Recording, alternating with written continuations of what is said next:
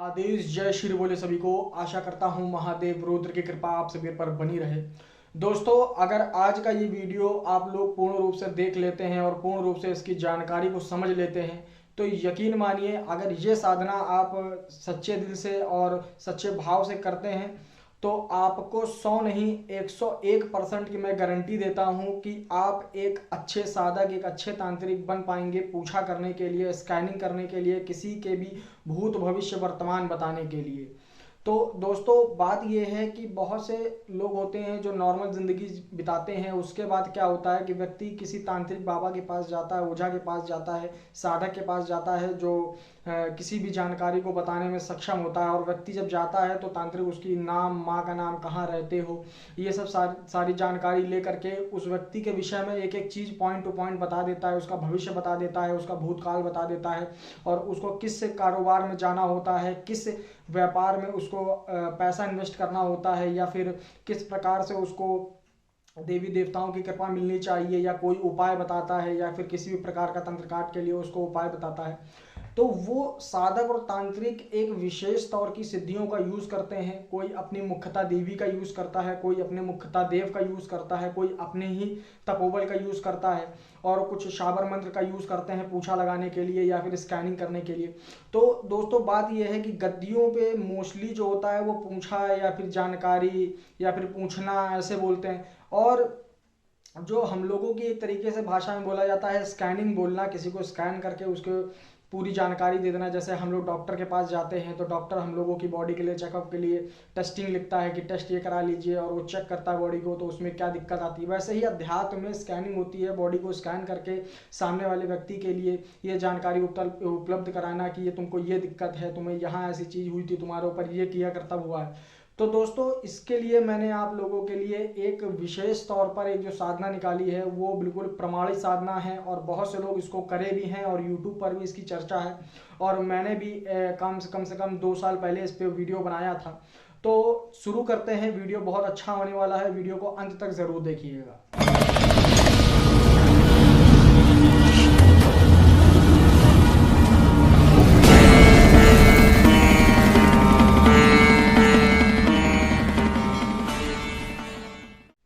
दोस्तों, बात करते हैं भूत भविष्य वर्तमान या किसी भी विषय की ऐसी जानकारी व्यक्ति को बता देना जो उसको सामने वाले व्यक्ति को चमत्कार के स्वरूप में जान सके। तो दोस्तों, क्या होता है, व्यक्ति विशेष तौर की सिद्धियां यूज करते हैं। तो उसी में से एक सिद्धि है बामकी देवी। ठीक है, वो भी एक यक्षिणी है, एक सात्विक यक्षिणी है और इनका जो विधि विधान है वो भी सात्विक रूप से है। इनको घर पे बैठ करके ही किया जा सकता है और कड़ पिशाचिनी माता के स्वरूप के बराबर ही, शक्ति के बराबर ही उनका भी कार्य होता है। ठीक है, तो दोस्तों, विधान सबसे पहले सुन लीजिए। इसका 21 दिन का विधान है। इसको आपको किस प्रकार से करना है, करने के लिए आपको एक कमरे का चुनाव कर लेना है। उस कमरे में कोई नहीं आना चाहिए जब तक आपकी साधना चलती है तब तक।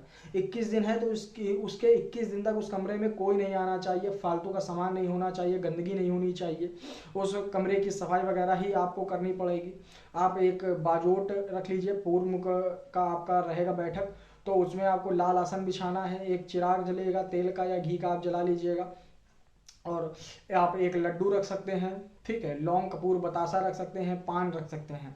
तो ये सारी चीज़ें आप लोगों को रखना है। फूल रख सकते हैं। उसके बाद आप अगरबत्ती वगैरह या धूपबत्ती जलाते हैं तो वो भी ठीक है। उसके बाद सोमवार से ये साधना आप लोगों को चालू करनी है। और दोस्तों, इस जो मंत्र को मैं अभी आपको बताऊंगा उसको आपको कम से कम 2 घंटे जप करना है बिना माला के। ठीक है, इसमें किसी माला की आवश्यकता नहीं है, किसी विशेष इसमें अनुष्ठान की या किसी भी सामग्री की आवश्यकता नहीं है। इसको आप घर बैठे ही आराम से कर सकते हैं और ये प्रमाणित साधना है दोस्तों। और इसमें जब ये सिद्धि आपको मिल जाएगी तो आपको स्वप्न के माध्यम से तो उसमें जानकारी मिलेगी ही मिलेगी, प्लस आपको थॉट के माध्यम से और शक्ति खुद आपके कानों में आकर के बताएगी। तो ये साधना है।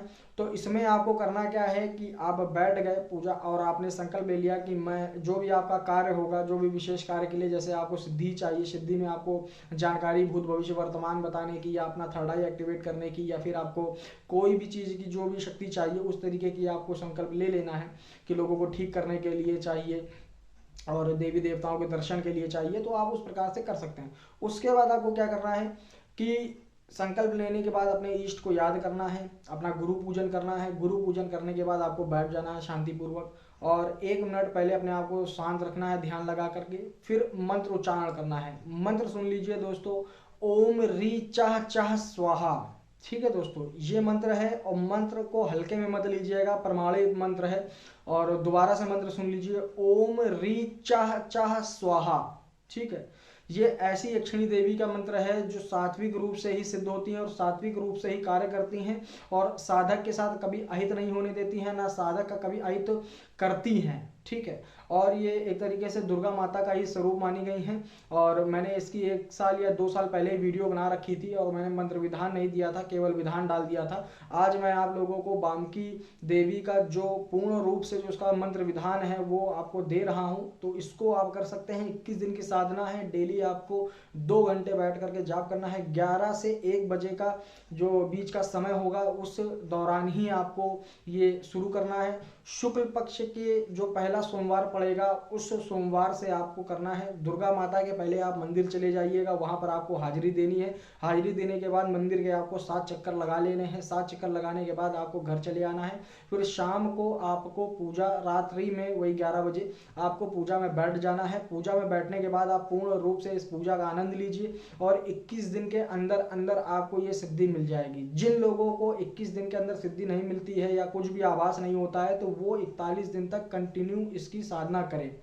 ठीक है, 41 दिन में पूर्ण सिद्धि हो जाएगी और आपको भूत भविष्य वर्तमान देखने की एक अनोखी सिद्धि प्राप्त होगी जो बहुत कम लोगों के पास होती है। और किसी के बारे में बताने की कि सामने वाले व्यक्ति के ऊपर क्या है, उसके गांव में क्या है, उसके कुल देवी देवता के ऊपर क्या दिक्कत है, पितरों में क्या दिक्कत है, या फिर कोई गड़ंत तो नहीं है या गड़ा खजाना तो नहीं है, ये सारी चीज़ें टोटल A to Z आपको जानकारी मिल जाएगी। व्यक्ति जिंदा है कि मर गया है, व्यक्ति खोया है तो कहाँ पर है, तो वो सारी चीज़ें आपको A to Z एक गूगल के तरीके से मिल जाएगी।